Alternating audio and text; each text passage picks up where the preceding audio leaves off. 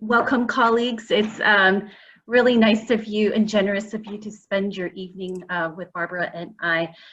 It's really extraordinary times we're living in, right? I was talking with my induction candidate a few days ago, and she said to me, I can't believe we're living through these times. So it just feels like something our grandparents would have talked about. And so, but the work that we do, I feel, is ever more important now, especially in these extraordinary times. So to come together for one evening, which I hope that you can walk away equipped with some ideas for your classroom, as a community of learners, it speaks volumes of what kind of educators our schools have. So thank you again for joining us. As Barbara stated, I'm going to go ahead and actually share my screen here. As Barbara stated, we do have those norms, but if you need to contact me after the session is over and we don't get to some of your questions, here's my email, and that is my Twitter handle. So if you would like to tweet at me, if I don't get a chance to email you back, please feel free to do that. I also have a Padlet of resources that I'll be sharing with you towards the end of our time together. So we have some community agreements that I wanted to just talk about because it's what we are going to talk about today is something that's near and dear to me. So the first is stay engaged. I know we've taught all day, we're exhausted, so do what you need to do to stay engaged with the learning. As well as know that discomfort is often the cause of growth. I think our Deputy Superintendent, Dr. Matt Whitmer, has always taught that to me. He always says, you gotta keep doing things that are uncomfortable to help you grow. I think that means to learn as well as speak from your truth. So we'll be spending, I think, we'll be spending some time in breakout rooms, as Barbara said, about twice, and so just speak from your truth, your story, and not maybe a story that maybe you have heard. And the last is to expect and accept non-disclosure. So basically what that means is whatever happens at induction stays at induction. So just kind of take a moment to think to yourself which of these agreements would be the hardest for you. And just take note of it. And so when you're feeling that, just kind of take note that this is the agreement that we have set going forward. Thank you very much. So our time together is going to look like this. We are going to talk about what it means to cultivate genius in our students, and talk about culturally relevant read alouds as well as video alouds, and hopefully if there's time, and talk about how book clubs can look like. And book clubs can happen in second grade, it can happen all the way up to adulthood. So I'm really passionate about book clubs, so that's another session but that we could dive right into, but we'll just go into the nuts and bolts of it. And then at the end, we'll talk about how to cultivate our own geniuses. The work that I'm sharing tonight is not from my brain. It's I am not an expert in this field, but it is the work, it's the brilliance of the people at Teachers College Reading and Writing Project at Columbia University, as well as Dr. Goldie Muhammad, author and professor of Cultivating Genius. It's a book that I read over the summer, and it's really kind of stayed with me. And when I plan lessons, when I go into classrooms, I kind of, my lessons are tethered around what I have learned about how to cultivate genius in our kids. Okay, so if that sounds good to you, we're gonna go ahead and get started. So let's talk about the first thing we have on tap today is the learning pursuits. And so what this is what Dr. Goldie Muhammad shares in Cultivating Genius is when she was doing research for her doctorate, she was finding just trying to figure out what did learning look like for for kids? What did learning look like for people back in the 1820s? And what she found was that there were Black literary societies. Black scholars got together to around learning pursuits, and they got together on their own because they weren't welcome in other societies, and they had one major goal: to make the world a better place by learning. And when I think about that, it just is like so beautiful, making a world a better place by learning, right? And so there was 4 identity pursuits, and pursuits are just goals versus standards. And so the first is identity. You have to know yourself, right? Know thyself. As teachers, we have to know ourselves when we're teaching. And we're going to really, really just kind of hone in on that. Because if you don't know yourself, if our kids don't know themselves, or they're not comfortable with their own identities, then the next pursuit is going to be really hard for them, which is skill development. That is the content that we're trying to teach them. So the perfect example is one of my friends and colleagues, Lindsay, is on here. We have students who have just, really sad home lives, and difficult. I think dad is traveling all the time, and he's by himself all the time. And so this is really hard for him. So what Lindsay, hi Lindsay, and I are really trying to do is let him know that his identity is welcomed in our virtual world. And so that he could get to that skill development, right? You can't get to skill development if you're not comfortable with who you are. And then the next is intellectualism. I'm sorry about that. And the last is criticality, is to look at books, is to look at writing with a critical lens. And what Dr. Muhammad shares is that when all 4 are taught together in our lessons, when they're woven together, learning just becomes humanized. When we're aware that what we're going to teach our students is acknowledging their identity as a person, as a person of color, as a person, or a student in your classroom that is the minority. It's really important to get to kind of all 4 of these kind of in tandem, because students just are motivated to learn.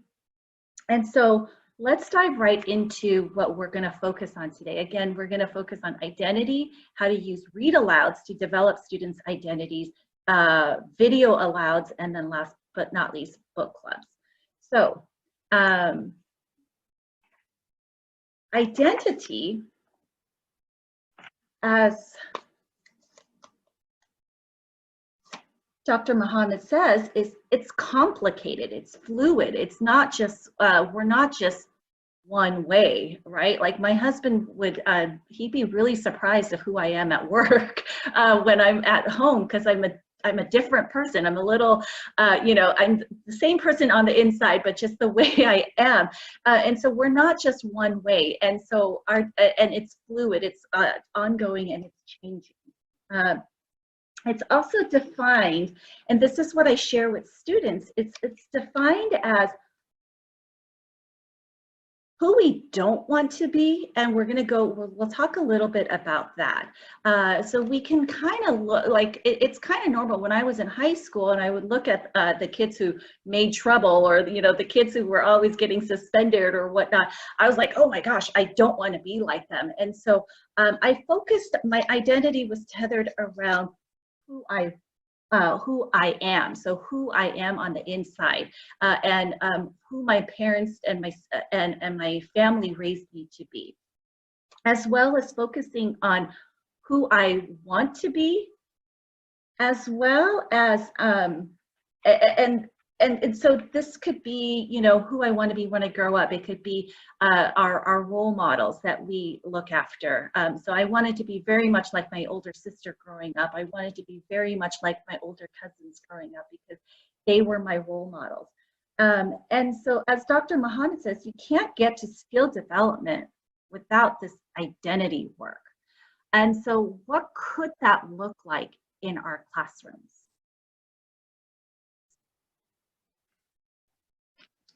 So when you develop identities in the classroom, you can do what Mark Todd, a middle school teacher in Brooklyn, and this is for our middle school folks, or maybe even our fifth and maybe fourth, but probably fifth and on folks.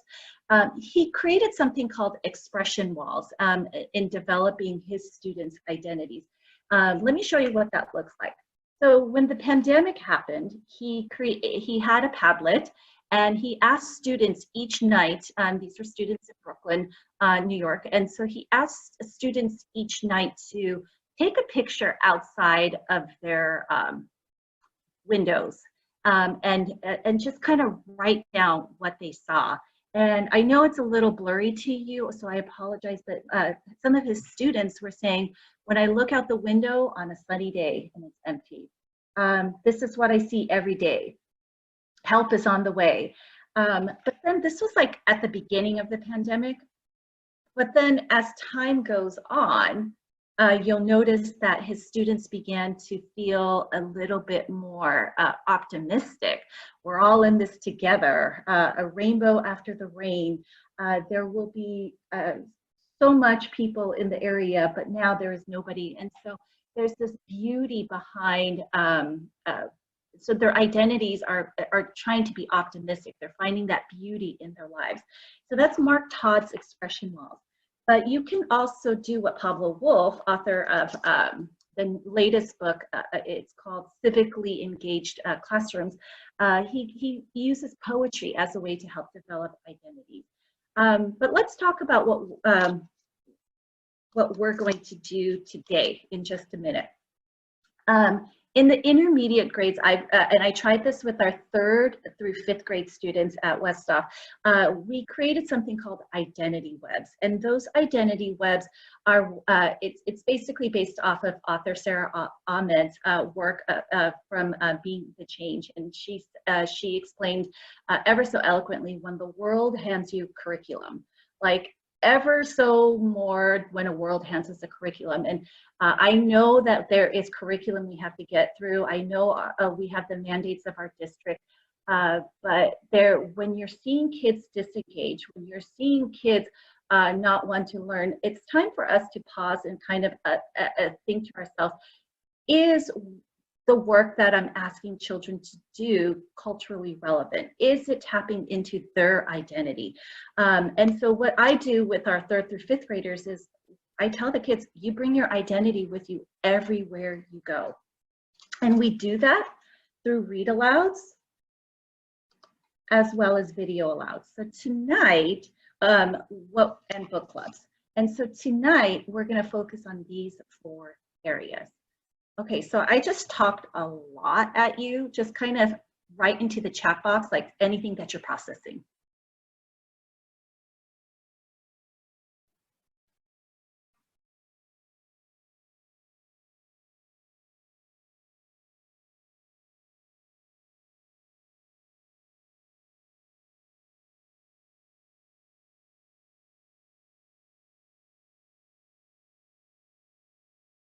Yeah, the Padlet idea is gorgeous.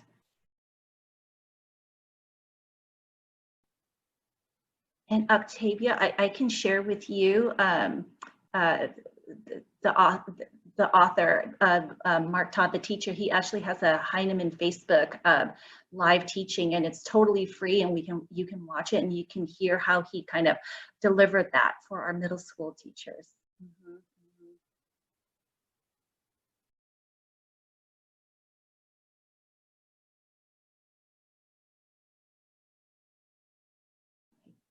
All right, thanks, colleagues. So what we will do now is I'm going to share with you my identity web, and then in just a minute, you guys are going to be tapping into your own identities. And if you don't mind, you're going to be in breakout rooms and sharing that with each other. I hope it goes better than how it went with my 4th graders a few weeks ago when I hopped into the breakout room and it was just crickets, but we could do it, right? So again, these are the expression walls. So our identity webs for our primary kiddos, our kindergarten and first grade and second grade kiddos. What I tried with a kindergarten class, and it was so cute. Instead of these webs, which we'll get to in just a minute, I just introduced it as scholars. We're going to talk about who we are. And who we are is who we are on the outside, who we are on the inside, things that people don't see. It could be what we like to eat. It could be the religion that we practice. It could be a part of our race, our ethnicity. It's where we live and things that I do. And so this is an example of Sophia's parts of me. It's a kindergartner. And notice how she talks about who she is on the outside. She wears a skirt. She has a foot. She has brown skin, so she's very confident in who she is. On the inside, she feels she's loving, she's adventurous, and she's excited. And around her she comes from the country of Guyana. It's a country in South America, and there's sun and rocks, and here's all the things that she likes to do. So it's a gorgeous little activity for our primary kiddos. But for our intermediate kiddos, I would say 3rd through 5th, would look something like this. So this is what I created, and this is what I do with the kids. So I introduce myself, and I say, you know, everybody, my name is Therapy, and my name is my name is a huge part of my identity because I would get made fun of. I grew up in Walnut, and from kindergarten all the way up to 42 years old, my name still gets made fun of. And so it's so cute when I do this with kids. They go, that's so mean. And you know, it's just, or I had a 4th grader, Sakib, at Westhoff. He said, my name gets made fun of too, and he actually turned it into a personal narrative. I'm sorry, realistic fiction. And so he's writing a story, and that's another PD night about writing. But who I am, I'm a spiritual person. I believe that everything happens for a reason. I'm a wife. My husband's name is Bobby. He's my editor-in-chief. We've been married for 14 years. He's taught me what it means to be patient in life, and so has my mom. And as well as I'm a mom to my daughter, Sophia. And I'm a teacher who likes to write. I'm a person who likes to read. I'm also a friend, and my friendships mean a lot to me, and including all the friends from my district on here. So my teacher friends are a huge part of my identity. I surround myself with teachers who are excited about learning and excited about growth and excited about kids. I have my college friends who are part of my identity, and my cousins. They're family, but I also consider them my first friends, and also as well as my childhood friends. And just one more, I'm a daughter, and my mom taught me endless patience, and she taught me how to cook. So, colleagues, let's take about 4 minutes creating your identity webs and just explore who you are. And remember, identity is who you want to be, who you don't want to be, who you strive to be. And just jot down. We'll spend about 4 to 5 minutes doing that.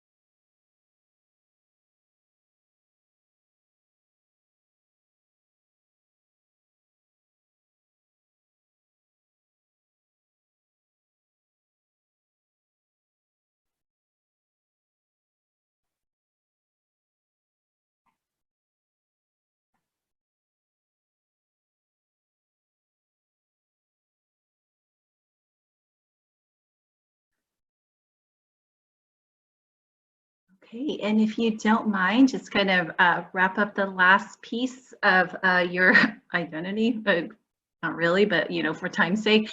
And Barbara, could we send them into breakout rooms and they could have this opportunity to share? This is what I did with students, so I thought we would just kind of replicate that. And then when we come back, I'll share with you kind of like the next steps of where do we take these identity webs. Hey, Therapy, I'm ready to go when you're ready. Okay, I think, yeah, we're ready. Okay. So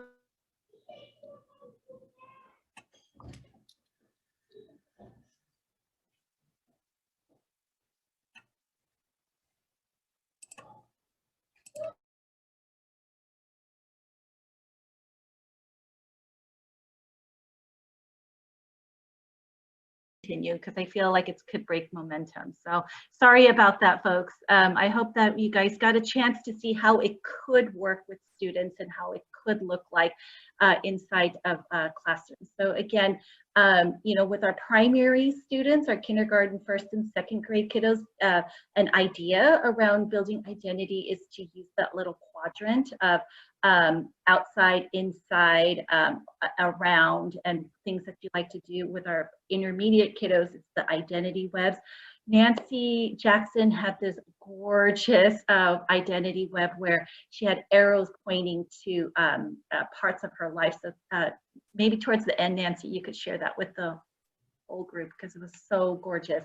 And then with our middle school folks, and maybe even fifth grade, it's those expression walls where kids are feeling a little bit more, they have that, that choice. So before I continue, are there any questions or anything I can answer for you or any help that I could give you right now before I continue of like, where does this live? Like, do we just put them on the wall and make it pretty? Or like, what do we do with them? Okay. So what I always tell students is your identity is constantly changing. One day you don't like, for our little babies, one day you don't like tomatoes and the next day you do. So you're a person who likes tomatoes. And so our identity is constantly fluid. So we're going to continue, and I had a video recorded inside of a fourth grade classroom, and I was going to show it to you. And I don't know what's happening in our district, but the video was not letting me record. So what I hope you don't mind. I would just break down how I did this lesson with the read aloud.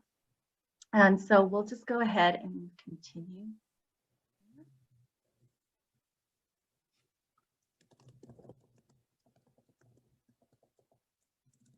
Okay, so day one, you do the identity webs.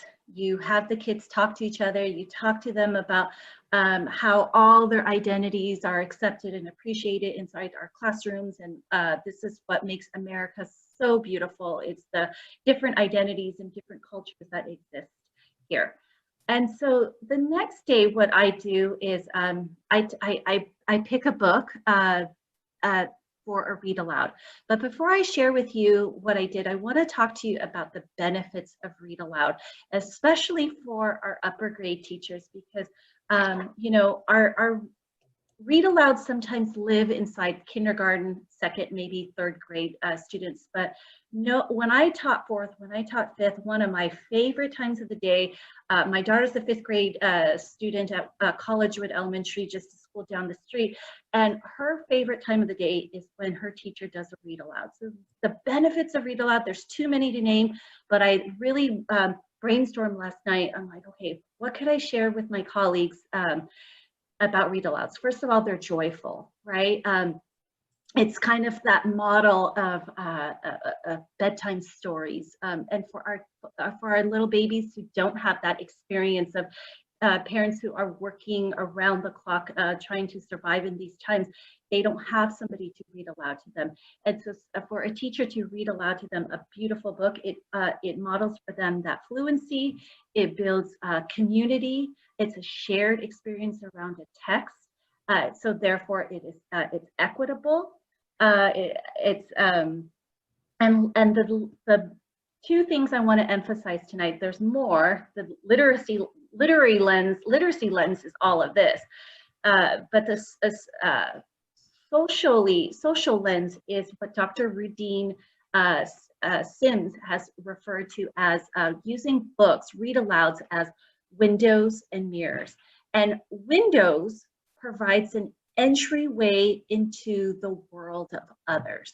So when you think about your latest book that you've read, okay, I'm currently reading All the Ways We Say Goodbye.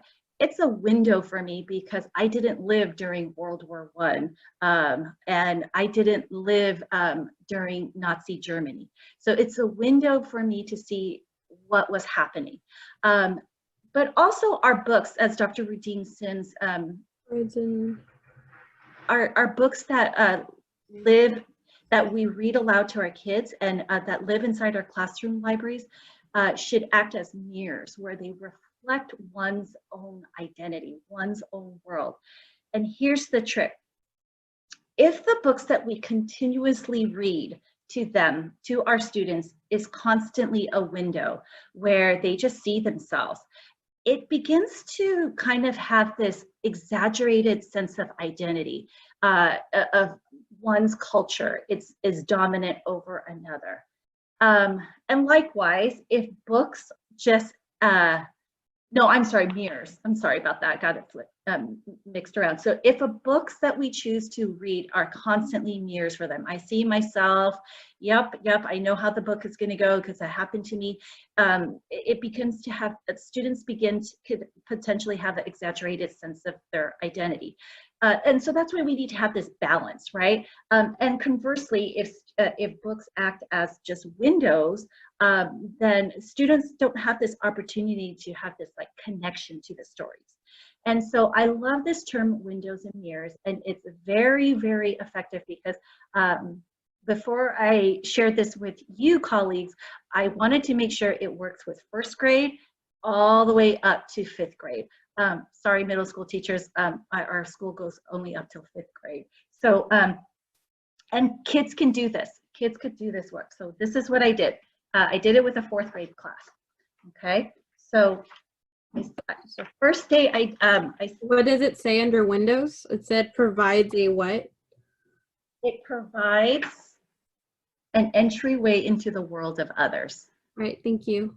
And in the Padlet I'm going to share, there is a there's an article, not that you guys have all the time in the world, but there is an article that kind of talks about windows and mirrors briefly. So,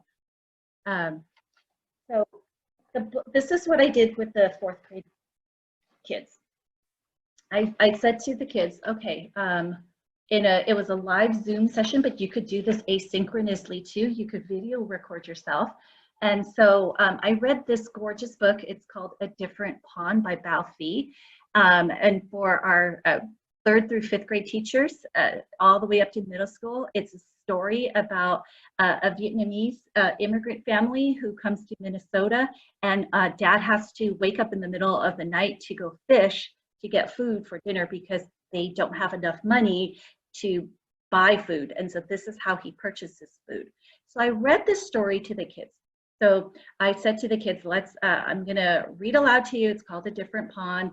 And when I read aloud to you, I told the kids, you do some mind work when you read fiction. And so if time exists, you could say to the kids, like, brainstorm what you do when you read fiction.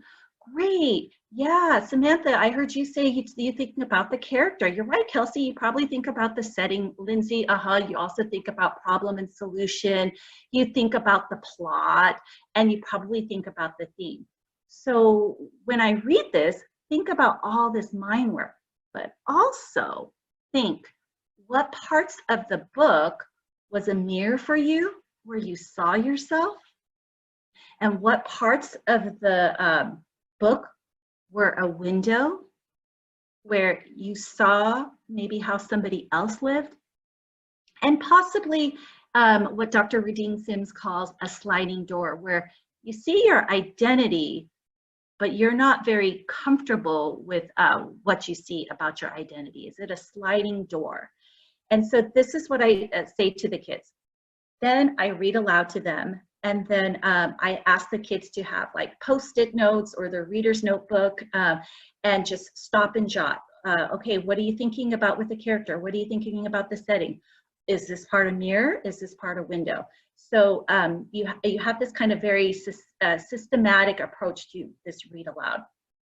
If you want, you could read it aloud twice. The first time just for the mind work, and then the second time for the heart work. And you tell the kids, like, you bring your identities with you wherever you go. You bring your identities to the stories that you read. So this is what I did with the 4th grade students. And then because of time, and I had it recorded, here we go. I just had them write into the chat box. This is Mrs. Kim's 4th grade students. And I just had them write into the chat box, like, was it a mirror or window? And Bridget wrote, it's a mirror because I can see the life of the main characters. And if time had been on my side that day, I would have liked to know what parts were a mirror to her. Kaiden says it's a window because I have a lot of things different from them. And that it's a window because I know how they feel. I think she meant it's a mirror. Yeah. And I know this particular student, so it's definitely a mirror to her. And Alyssa writes, it's a window because I'm lucky enough to have been born in this country, but also a mirror because I'm close with my dad. I mean, how gorgeous is that? Like, when a student is able to see the relationship, right, between the characters, but also to know, like, I'm seeing another person. I'm seeing how another person have lived, and they still have a close relationship. So it doesn't really matter what cultures we are. Everybody is the same. Everybody has relationships. Everybody loves one way or another. And so that was day 1 and day 2 of Read Aloud. And in the Padlet I'm going to share, I also have a colleague of mine, Stacy Shubitz, has an article of several books that we could choose from that purposely acts as windows and mirrors and are, excuse me, culturally relevant for our students.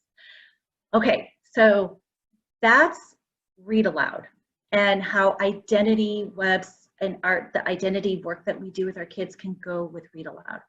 Let's go ahead and process real quickly and just write into the chat box, whatever it is that you're processing, and maybe some takeaways. And then we'll get into video alouds. Therapy, we had a question. Yes, please. They wanted to know, would you please review the sliding door concept? Yeah, so sliding doors are basically, and I didn't have that up in the read alouds, but sliding doors are basically what Dr. Rudinson calls parts of our identity where we're like, oh, not sure if I'm very proud of that. And so, and I'm going to be really honest with you, colleagues. You know, a lot of the videos and some of the books that we read where our brown and black children are always kind of they're saved by another culture. You know, it starts to give the sense to our black and brown children that, like, there needs to be something saved about their culture.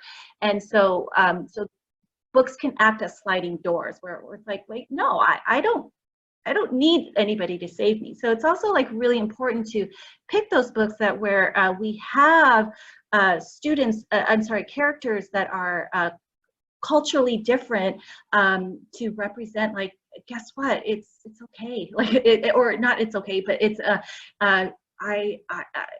the Big Red Lollipop is my favorite one. It's a story about I think it's a Middle Eastern family that comes. I think some of you guys may have read it, but and they have the same problems as we do. They fight with their sisters, and their mom is different, but it's just a different culture. And so they kind of use that book as like a mirror and a window. And so that's the sliding door concept. So we'll go ahead and take a few minutes to just kind of process.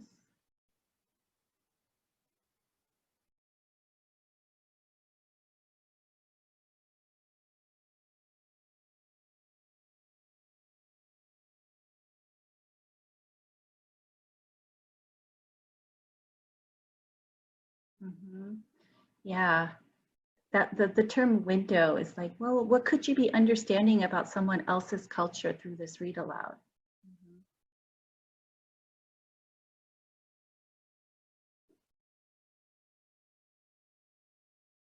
I'd love to know what a counter narrative is, Jessica. And you know, for writing teachers, this is a great way to kind of talk about what's a time in your life where you saw yourself, or you saw um, maybe a different one, a different culture that you were trying to understand, and it's a great story idea, right? Or we're wrapping up our narrative units at our school site. We're going into our information, and we could talk about, okay, how can you let another culture know that you value and appreciate and you accept, right? Thank you so much. You guys are so brilliant, such brilliant thinkers. I'm so nice to surround myself with smart people, and we'll talk about how that looks like. Okay, so the next part we are going to go into is actually video aloud. And so we will go into, I will just go ahead and have you participate as students, and then we'll go into using videos, okay, as a way, as an entry point into getting kids to kind of start thinking critically. So one of my favorite staff developers at the Teachers College, Mary Aaronworth, says that kids don't just need to read books to be considered to be literate.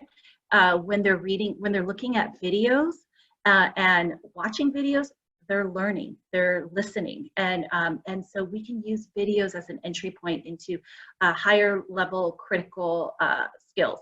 And so, if you don't mind, I'm just going to go ahead and share this with you of how I would do it. Because of time, we're not going to watch the video twice, okay? We're just going to watch it once.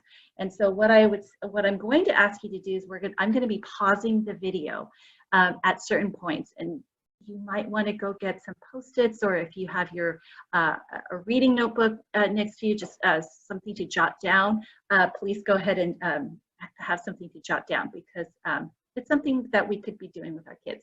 All right, so we're going to watch this video. So I could say to the kids, scholars, we're going to watch this awesome video. It's called The Supporting Act. It's about a girl who is in a contest, she's in a dancing contest, but her dad works a lot. So it's a 2-minute video. Will you watch with the lens of what your mind work is, maybe the character, the setting, and the problem? And also think to yourself, what parts of the video was a mirror?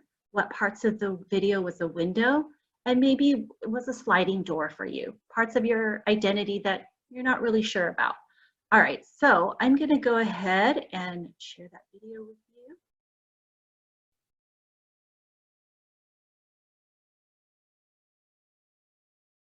Sorry, might make sure the sound is on. There we go. Okay. Samantha, can you give me a thumbs up if you could see this video? Thank you. Okay, here we go. It's called The Supporting Act. I can't see it. I was just kidding. Okay, let me try this one more time. Do you ever narrate to your kids what you're doing? Like, I'm going to share a slide with you now. Okay, now Samantha? Are you supposed to be showing us your doc cam? No. Yeah, I think you're sharing, but you're sharing the wrong thing. Let me try this again. Sorry. Lindsay, help me. No worries, all of it there, we get it. More, but basically the video is called The Supporting Act. It's in the Padlet. I will, it's in the Padlet as well, Brooks, so I will send that to you. But basically it's a little video about a little girl who she is dancing, and her dad is, he's a single father, and at the beginning of the video, he's just immersed himself in work, and he doesn't pay attention to her. But at the end, she gets up on the stage and she freezes, and dad is there, and he starts to dance with her. And so it's just this beautiful video, 2 minutes long, that you could share with kids. Okay, so what does it look like then when you are selecting culturally relevant read-alouds? So my document camera is working, so that's nice. So for culturally relevant, so there's actually a process, and I wrote down the process inside of the Padlet. There's a step-by-step, but when you're selecting it, just make sure that you know your students and you know your students' identities, and so that's why that identity work is so important. And ask yourself, does this video help students develop this like consciousness of like themselves or others? And so when I think about that, like I think about some of the read alouds that I've done with students lately, and I was really purposeful in selecting, making sure that the books meant something, where they could talk about it. Am I talking all books should be this way? No, all books should be, you know, kind of like a good balance of everything. And then this is my favorite one. Look up the author and creator, because you'll learn a lot about the author and creator of that video. When I was reading aloud Jabari Jumps, it's a story that I read to our second graders for small moments when they're writing narrative stories. And I looked up Gaia Cornwall, and I was like, oh, I was really surprised to see that she was a different ethnicity than Jabari and his father in the story. And the reason for that is because she was inspired by her uncle and her cousin. And so I was like, oh, that's where she gets the story idea from. Okay, so I have this in the Padlet, but there's a process that you could be taking for read aloud. And so you want to spy on yourself. Let me go ahead and zoom in for you here. You want to spy on yourself, and what that means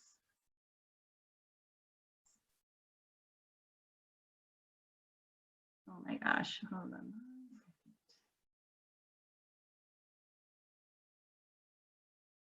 I think it's coming up. So spy on yourself and think, what mind work or heart work are we doing watching that video?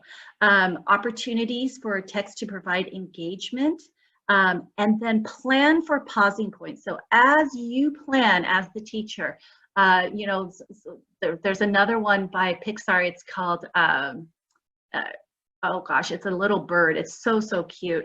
But plan for, and I use that in the springtime when we're doing test prep, but plan for pausing points for kids to stop and jot down when you want them to think out loud or stop and jot.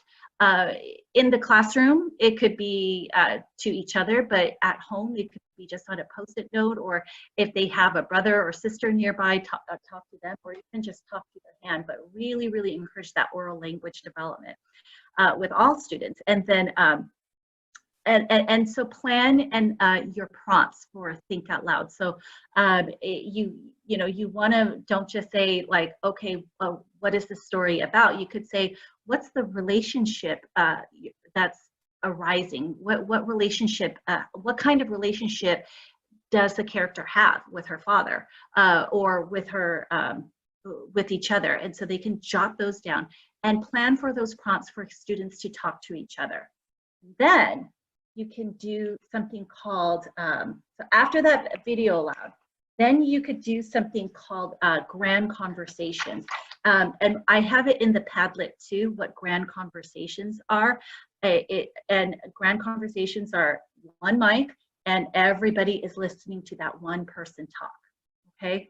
So I really, really apologize about that video not showing up, but we'll go ahead and go into breakout rooms for about 3 minutes again to just process video alouds and how different it looks than read alouds, and maybe the benefits of video alouds.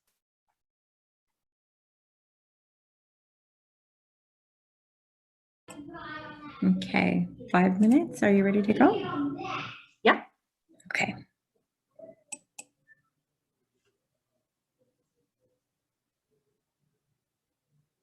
Work as educators so that we are aware when students are mirrors or windows to us, right? So even just meeting people and meeting our students are windows and mirrors. Barbara, I'll take the last 10 minutes to do questions.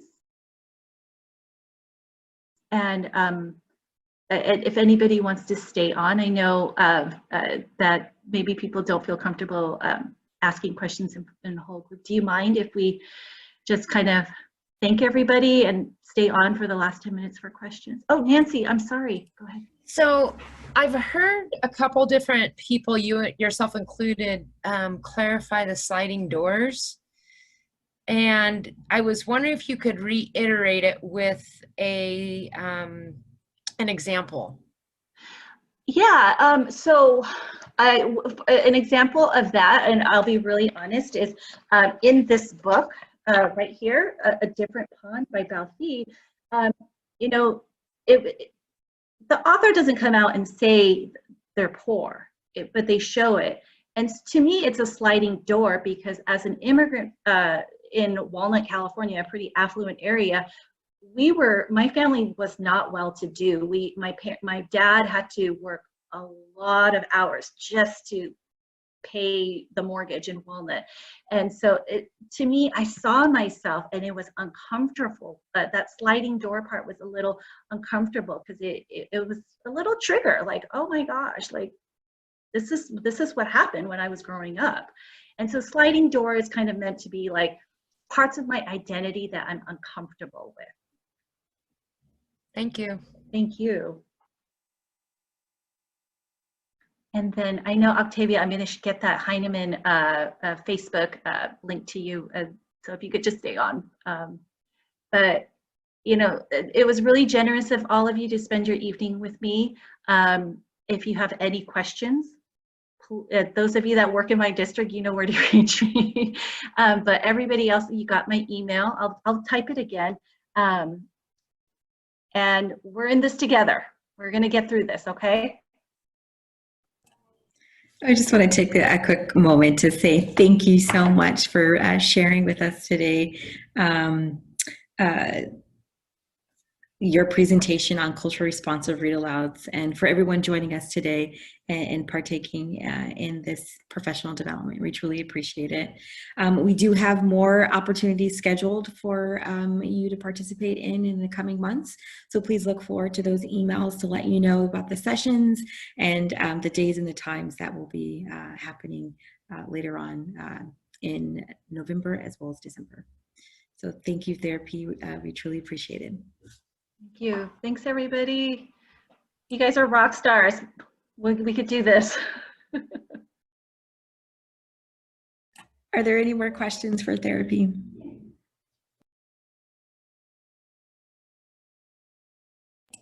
I'm sorry, Therapy. I'm saying your name wrong, and you're so kind. I apologize.